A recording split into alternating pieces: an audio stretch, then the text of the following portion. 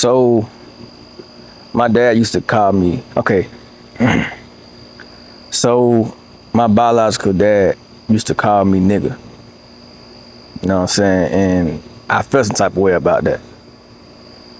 And he would call me nigga like from the jail phone, you know what I'm saying? He would call me from jail and he would be like, yo, what's up, my nigga? And I had to correct him like, bro, I'm your son. You know what I'm saying? Like, I know we ain't never had that father-son bond, or like, at least I don't remember it, because he been locked up since I was a jit, since I was little, man, like knee high.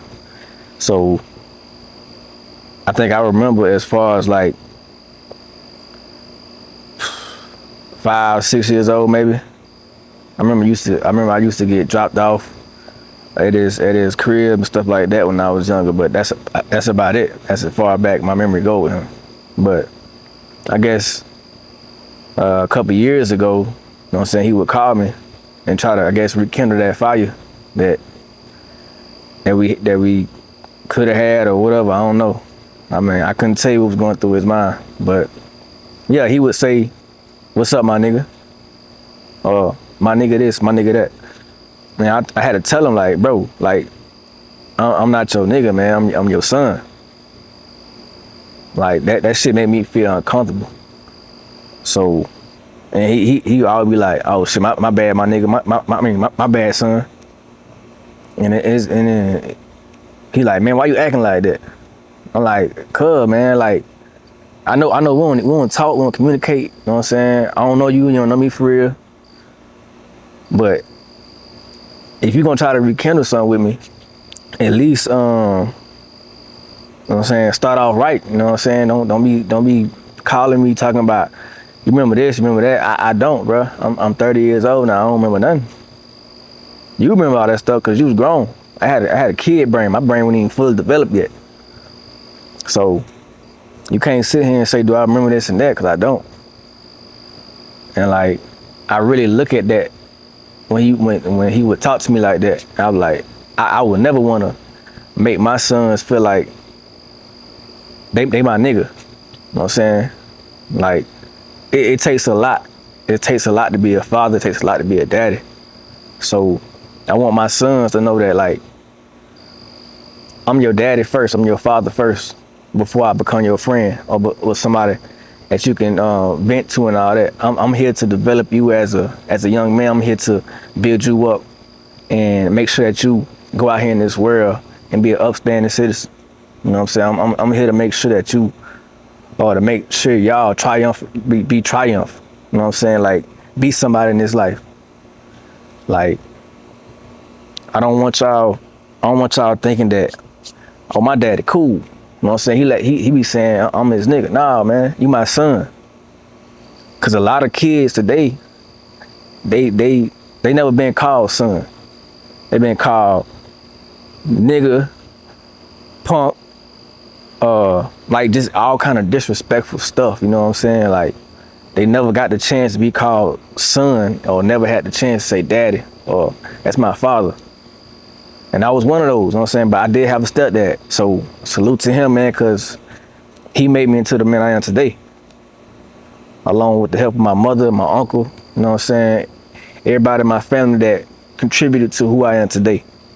So, I don't know, man, that just really bothered me on how he couldn't separate the two. Of me being his son and being his nigga. You know what I'm saying? So it just a lot that I think about, and when I see and talk to my kids, I know I get angry at them, I know I get mad and frustrated, but I never get to that point where I say, you're a worthless N-word, you're a worthless, you know what I'm saying, child, I hate you. I try my best not to say any of those type of things, because I don't want to down talk my kid, because they're going to start believing it. And that's how you bring corruption. That's how you bring corruption into your kids. And they start believing it, start thinking demonic, start doing crazy stuff. Like, they start to feel like nobody care about them. And I honestly, 100% I die by mine. And that's what any father, that's what I would hope any father would look at their kids and be like, I die for mine. I make sure nobody hurt them, make sure nobody cross them, none of that. And I wanted that same thing for my biological dad. But I don't know if we would ever rekindle a flame or something like that, cause I mean, I don't know when he supposed to get out. I mean, he been locked up since a while, man. Like, I don't know. I think his eligibility for parole is like 2044 or something like that. So we're in 2026 right now. That's a long time from now. By that time, I ain't gonna want to deal with you. I ain't gonna want to kick it with you. I ain't gonna want to do nothing. I'm trying to focus on my family. I'm trying to get them situated. You know what I'm saying? So he just, like, being a father changed who I am as a person, like, for the good. You know what I'm saying? Like, I used to be a knucklehead. I used to be one of them people who just didn't really care. You know what I'm saying? I ain't see myself as being a daddy. I ain't see myself that I would someday have little me's looking up to me and watching what I'm doing. I never thought about that. But now I got two sons. I gotta raise two kings. And like, I feel like that's the number one thing, man. Like, I never got the chance to get that kind of love and affection from my dad. So I want to get that to my kids. And I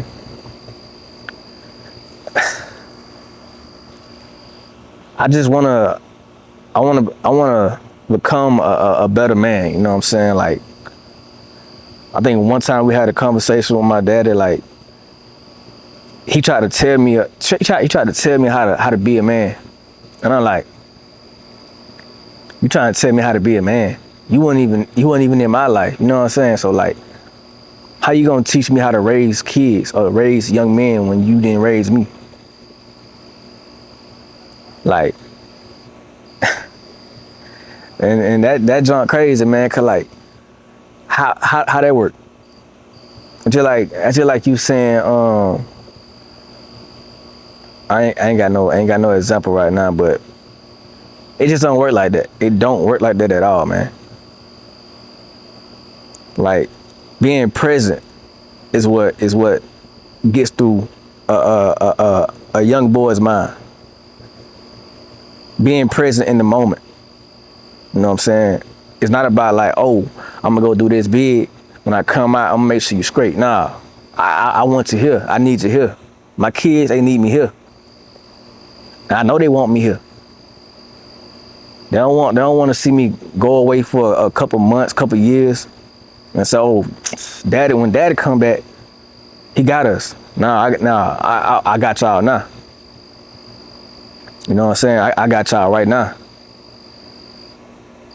I never throw away an opportunity to not be able to see my kids grow up. I will never do that. I will never put myself in a predicament to where I gotta choose whether to be there with my kids or to not be there with my kids. And that shit just hit hard with me when my biological dad couldn't get that through his head when I was explaining to him. Well, you know your mama. I don't want to hear about that. I'm talking about you, bro. Why you throwing the blame? Why you throwing the blame, bro? Like, take ownership. The decisions you made to get locked up, you decided to do that.